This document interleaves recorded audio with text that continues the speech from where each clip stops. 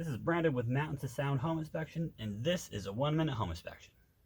All right, guys, we are here. This is the deepest, darkest corner of a crawl space here, and it's a good thing that we came to the deepest, darkest spot because what we're looking at is some significant damage to this foundation. This is a significant structural issue that we're definitely going to point out. This happens to be a multifamily. It's a triplex, kind of old place, but I'm gonna take a minute here. I'm gonna pause the video and show you what we're seeing and what's causing this on the outside of this house.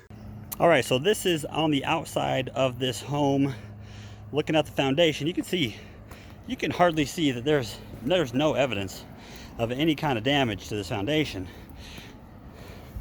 But then if you look here to the left, boom, here was a massive tree that's only recently been chopped down. It looks like they're working at it right now, trying to get the stump removed, it looks like. But you can see how far reaching this thing is, and that's why we're having this horizontal compression, this force that's kind of collapsing that foundation into the inside of this crawl space. So again, a great reason, and this is exactly why we train our inspectors to go to the deepest, darkest corner of every crawl space, because that happened to be it. So great find here.